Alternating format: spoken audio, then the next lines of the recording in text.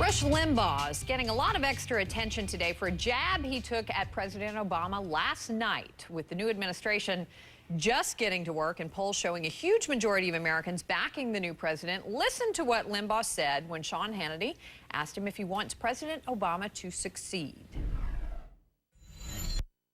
I want him to fail. If his agenda is a far-left collectivism, some people say socialism, as a conservative, heartfelt, deeply, why would I want socialism to succeed?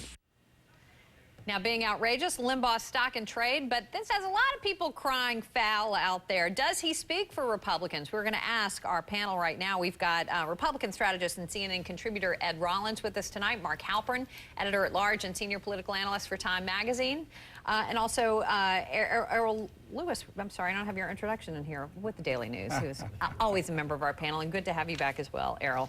Mark, let me start with you. Given Obama's popularity, his message about bringing the country together right now, is there an appetite out there for comments like that from Rush? There isn't much of one, but Rush Limbaugh is one of the few Republicans who's got some fight in him now, and he does have a following. He does have a big audience.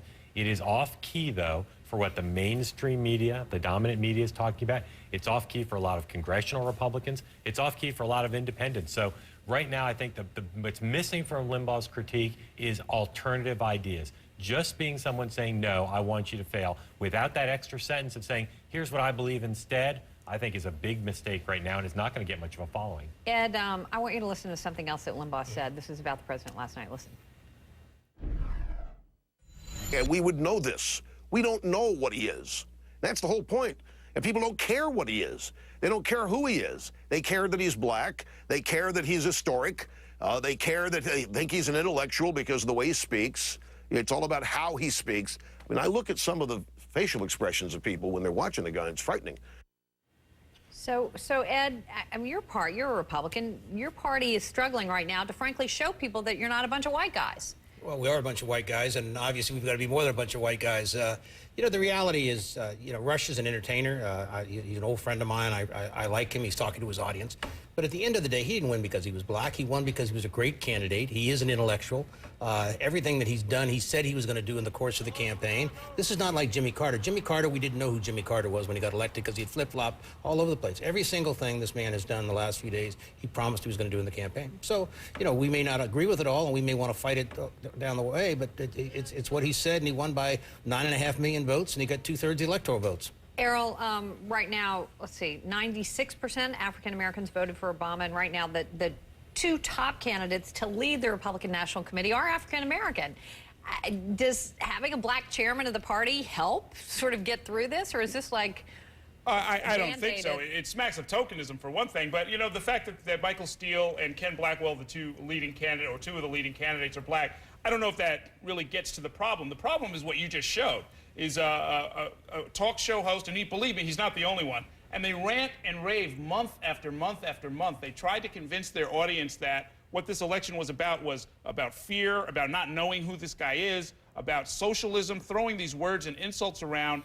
And, like Ed said, I mean, the electorate has just moved past that. I mean, and you see it in state after state, not so much in the deep red states, but in the swing states, among independents. They just don't want this stuff. They don't believe it. It's not true to begin with. They don't want an entertainer. They've got real problems in their lives, and they're looking for some leadership. The only thing I want to say about both Ken Blackwell and Michael Steele, they've both been elected. They're significant Republicans, have been over the years.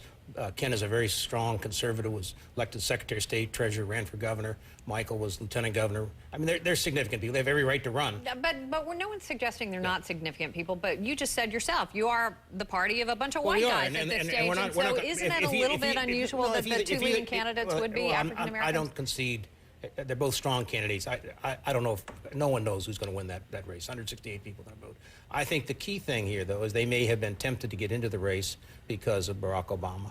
I don't think that's the magic answer. I think both of them would be good chairmen, but not for the reason that they're black. Mark, how does the Republican Party, I mean, when is a leader going to emerge? When's a message going to emerge? It's a real problem. I've never seen in my career the party this week. Ed and I were talking before, even after Watergate, the Republican Party still had a lot of strengths in elected officials, fundraising, support from the business community.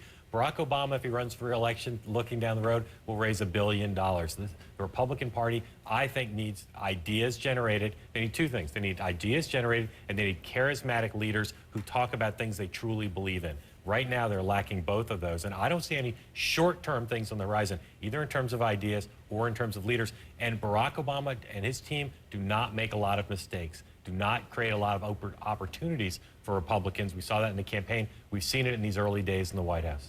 All right, we're going to end it there. Mark, Errol, and Ed, thanks so much, guys. Appreciate it. Coming up next,